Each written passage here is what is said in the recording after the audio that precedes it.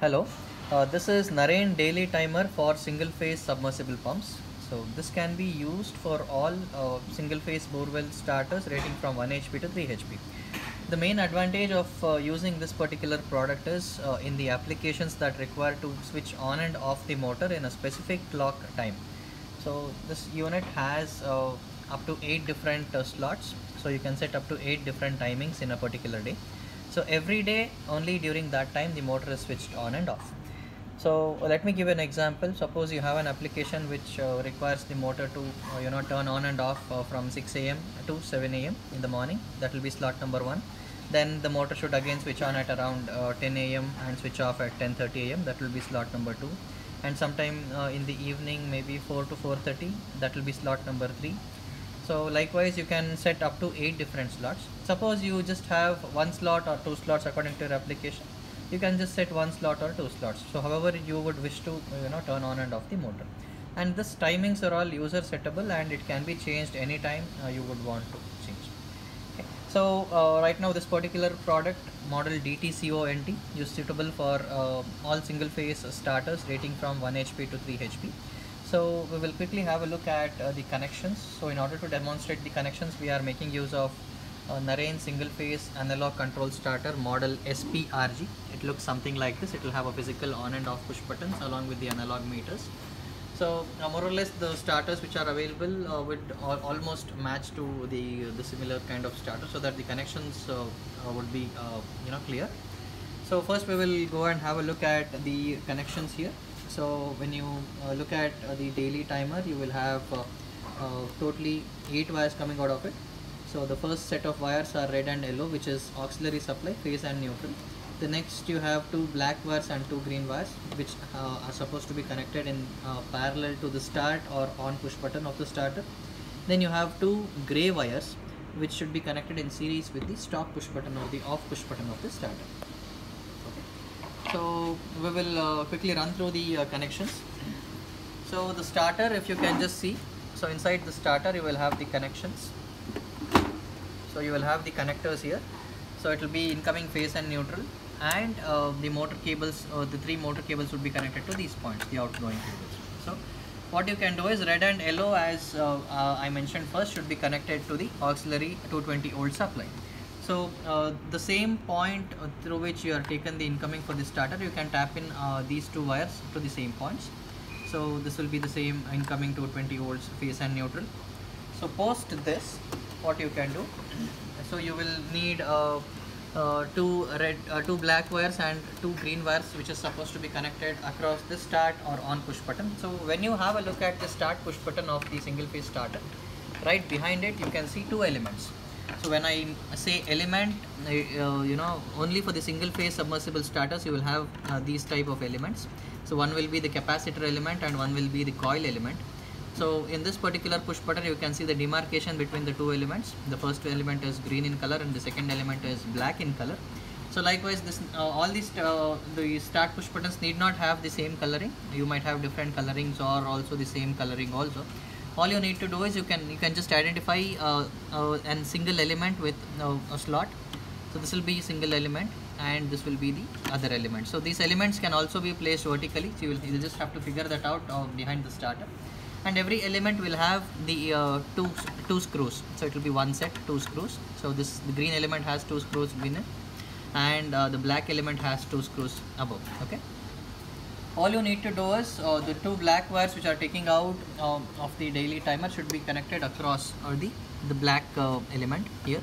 That is the capacitor element. So the black wires are just connected to the 2 screws. So none of the wires have to be removed. So on top of the existing wires, you will just have to connect these 2 wires from the daily timer. Then you have a set of green wires which has to be connected in the similar fashion to the other element. So the 2 green wires which are coming here are connected to the green element. Okay. So on top of the existing wires, one green goes here and the other green goes here. So there won't be any polarity for these 2 black and 2 green wires. It can be connected either ways. Then you have 2 gray wires. So 2 gray wires should be connected in series with the stop push button. So this is the stop push button of the starter. So right beneath the stop push button you will have only one element which looks like this. It will have 2 connectors. So what you need to do here in series connection is, so whatever you can pick any one of the connector. So I'm picking this connector on the left hand side. So you will have to remove the wire which is coming to this connector. So I had this red color wire coming in. So I just removed the red color wire, and once the wire is removed, you will have to connect it to one of the gray wires from the daily timer. So out of these two gray wires of the daily timer, so I'm connecting the wire removed from this point to one of the gray wires, and this has to be taped well because this will carry a supply voltage. So after this is done, you will have to connect the other gray wire to the same connector. So I had removed the wire which from this particular connector, so this connector is empty. So the other gray wire will straightly be connected to the connector which is empty now. So this is the series connection. I'll repeat again. So whatever wire was coming here, you will have to remove it and connect it to one of the gray wires. The second gray wire should be connected back into the same point which wherein the wire was earlier removed. So the connections are pretty clear and pretty easy. I'll just brief you up about the connections again. The first two wires, red and yellow, should be connected to auxiliary 220 volt supply. The two black and two green wires in parallel or across the start push button, and two gray wires in series with the stop push button. So once this is done, we are all set for the daily timer. So as I said, daily timer has a built-in clock. You can set up to 8 different timings in a day. So you also have a power on and off switch here. So suppose you don't want the daily timer and you want the starter to operate in the manual as a manual starter, what you can do is you can just turn off the daily timer. You need not remove any wires. You can still operate the starter manually. So I've just switched off the daily timer. So if you try starting the motor will still start, and the motor will still stop when you press the green button. So manual override is there by default. You need not remove any of the wirings. That is the advantage of this connection. And once that is done, so suppose we will just move on to the daily timer now. The focus is on this particular product for this video. So I'm switching this on. So turning on the daily timer will always display the current time on the display. So right now the time is 1:53 p.m. So this is a 24-hour format which gets displayed here. So it is displaying as 13:53. Right beneath the display you have three buttons. One is the decrease button, the center is the set button, and the rightmost button is the increase button. So these are basically used to carry out the settings. As I earlier mentioned, this particular product has 8 different slots. So we will quickly have a look at how to set the slot timings. So before that, the first thing which we would recommend is to clear all the previously set timings. So in order to clear all previously set timings, what you need to do is you'll have to press and hold the set button for at least 10 seconds till you see end. So we will quickly go ahead and clear all the previously set timings, because whenever you receive this product from us, you might not there might be some random values which are set present here, which we might have used for testing. So it is always advised to clear it before you set the actual timings. So in order to clear the previously set time, I'm pressing and holding the set button. So you will have to press and hold till you see end here. Yeah, you saw end. So this means all the previously set times are clear. Now it is good to take in the fresh entries. So let us set the first slot. So right now the time is 13:54. We will quickly have a look at how to do these settings. So every slot has the particular on time and off time. So for example, the first slot would be on 1 and off 1. So suppose you want to switch on the motor at 6 a.m. and switch off at 7 a.m. So on 1 you will have to set at 6:00. This will be the hours and minutes format. The first two are hours display, and the last two are minutes display. So if you want to set it at 6 a.m. on 1, so 0600. Similarly, if you want to turn off at 7 a.m., it will be off 1, because this is the first slot. That 1 indicates the slot time. So off 1 would be 0700. So that is an example. Now we will quickly run through the timings. I'll just set the first slot at 13:57. Let us say. So in order to set the time, I'll press the set button. It will say on 1, so I can make the setting. So in order to, it will be 00 since we had cleared. In order to increase, you can press the right button. In order to decrease, you can press the left button. So press and hold it for a long time. You can see the numbers moving faster. 13:57 is what we discussed. So we went ahead. So in order to decrease the time, I'm pressing the left button, so that you are decreasing the time. So we will end up at 13:57. That is what we thought we would say, or 13:56 is also fine. This will be the on time. and off 1 it will ask after you press the set button. So off 1 is the desired off time. Let me say 13:58 might be the off time. I'll just press this. So I'm setting this time in order to demonstrate the turning on and off.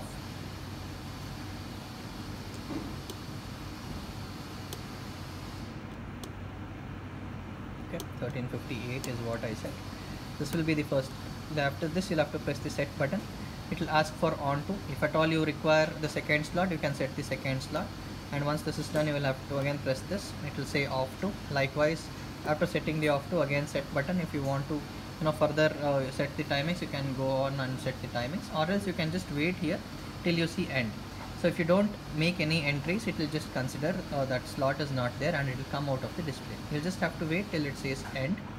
So we have set the first slot at 13:56 turning on and 13:58 as turning off. So we'll quickly have a look at the demonstration.